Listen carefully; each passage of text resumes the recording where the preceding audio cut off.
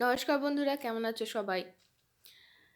কাগজের প্রথম পর্বে তো আমরা দেখেছিলাম যে কেন কাগজের এত প্রতিপত্তি, তাই তো? তাও আজ সুকুমার রায়ের লেখা সেই কাগজেরই দ্বিতীয় ও অন্তিম পর্ব নিয়ে হাজির হয়ে গেছি। জেনে নেওয়া যাক। তবে কি জানবো আমিও জানি না। তাহলে শুরু করে ফেলি। কাগজ, লেখক সুকুমার রায়।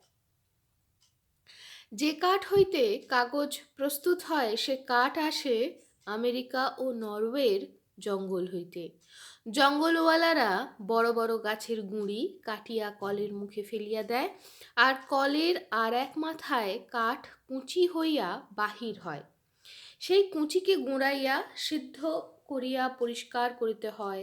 তারপর সেই ক্ষীরের মতো নরম কাঠকে চাপ দিয়া পাতলা পাতলা পাটালি বানানো হয় এবং সেই পাটালি কাগজওয়ালাদের কাছে চালান দেওয়া হয়। কাগজওয়ালারা এই পাটালিকে আবার জলে ঘুঁটিয়া মণ্ড তৈয়ারি করেন। সেই মণ্ডকে সিদ্ধ করিয়া ঝোলের মতো করেন। এই ঝোল লোহার নলে করিয়া কাগজের কলের মধ্যে ঢালিয়া দেওয়া হয়। কল একদিকে কাঠ, ঘাস বা ন্যাকড়ার ঝোল খাইতে থাকে, আর একদিকে 4-5 মাইল লম্বা কাগজের থান বাহির করিতে থাকে। সমস্ত দিন রাত কল চলিলে 12 হাত চওড়া 2.5 মাইল লম্বা একখানা কাগজের থান বাহির হয়। তাহার পরে গরম জলের চৌবাচ্চার মধ্যে সেই মণ্ড গুলিয়া ঝোল তৈয়ারি হয়।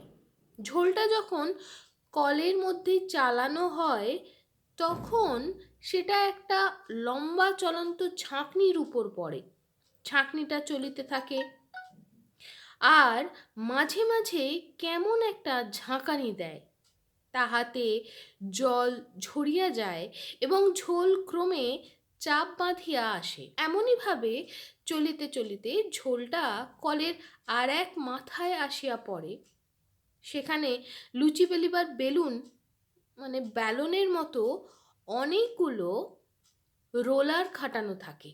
ছাঁকনিটা এইখানে আসিয়া ঝোলটাকে একটা রোলারের গায়ে ছিটকাইয়া দেয়, কিন্তু সে ঝোল আর এখন ঝোল নাই। এখন তাহার চেহারা অনেকটা ভিজা ব্লটিং কাগজের মতো। এতক্ষণে তাকে ঠিক কাগজ বলা চলে। রোলারের গায়ে কাগজ লাগিবা মাত্র রোলার তাহাকে টানিতে থাকে। তারপর সেই টানে কাগজও অনেকগুলি রোলারের মধ্যে ঘুরপাক খাইতে থাকে। এমনি করিয়া কাগজটাকে ক্রমাগত চাপ দিতে হয়, লুচির মতো বেলিতে হয়, ঘষিতে ও পালিশ করিতে হয়। তাহাতেই কাগজ ক্রমে পাতলা ও মোলায়েম হইয়া আসে। অবশ্য এই সমস্ত কাজই কলে আপনা আপনি হইতে থাকে। 2-1 জন লোক থাকে, তারা কেবল দেখে সমস্ত কল ঠিকভাবে চলিতেছে কিনা। 24 ঘন্টা সমান হিসাবে কাজ চলে। কলের এক মাথায় অনবরত ঝোল আসিয়া পড়িতেছে, সেই ঝোল শুদ্ধ ছাঁকনি কেবলই ছুটিতেছে। ছাঁকনি হইতে জমাট বাঁধা কাগজ ক্রমাগতই রোলারের উপর লাফাইয়া পড়িতেছে। রোলারেরও বিশ্রাম নাই, সেও কাগজ টানিতেছে আর ঠেলিয়া বাহির করিতেছে। 2-4 মাইল কাগজ জমিলেই এক একটা লাটাই ভরিয়া ওঠে। তখন লাটাই বদলাইয়া আবার নূতন লাটাই গলাইয়া দিতে হয়।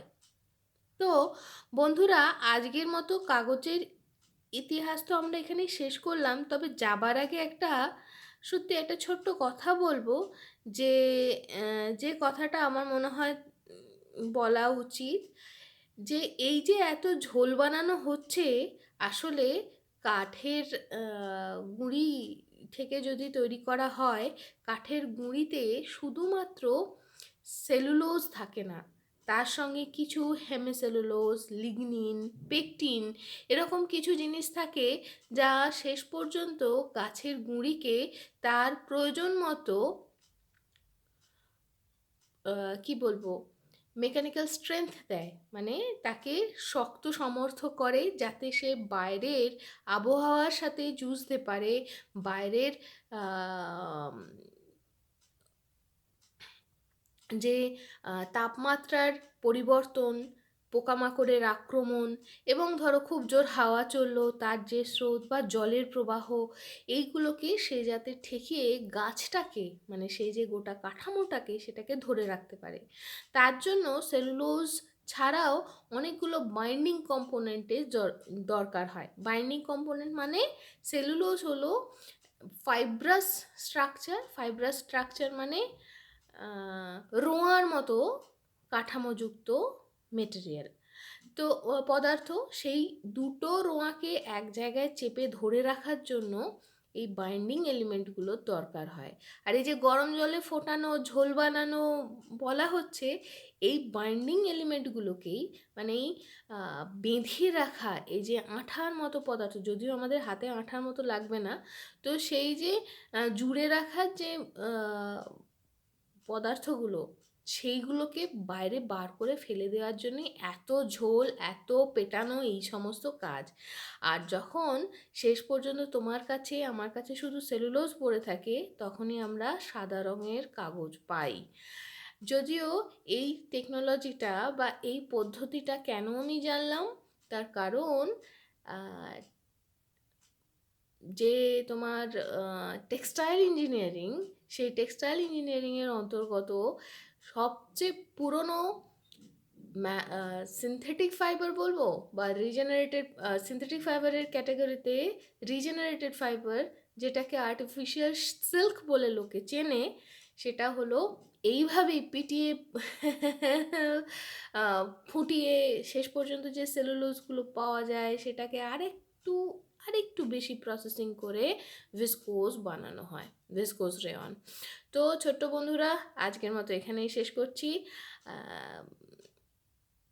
আমরা টেক্সটাইল মানেই কিন্তু শুধু জানি যে জামা কাপড় তৈরি করা, কিন্তু না, তার পেছনেও বিশাল একটা বিজ্ঞান আছে, বিশাল একটা প্রযুক্তি আছে, এবং সেটা কয়েক হাজার বছরের পুরনো, এবং তার সঙ্গে আজও নিত্য নতুন পদ্ধতিগুলো জুড়ে চলেছে, তাই তো? তাই জন্যই আমরা সবচেয়ে হালকা কম্পোজিট স্ট্রাকচারও পাই, কারণ সবই পলিমার সায়েন্সের অন্তর্গত। তাহলে আজ এই অবধি অনেক কিছু তোমাদের সঙ্গে আলোচনা করে ফেললাম। যদি কখনো মনে হয় যে সেই সম্বন্ধে আমরা জানতে চাই, তাহলে আমরা সেই নিয়েও গপ্প করতে পারি, তাই তো? তাহলে আজ এই অবধি, টাটা।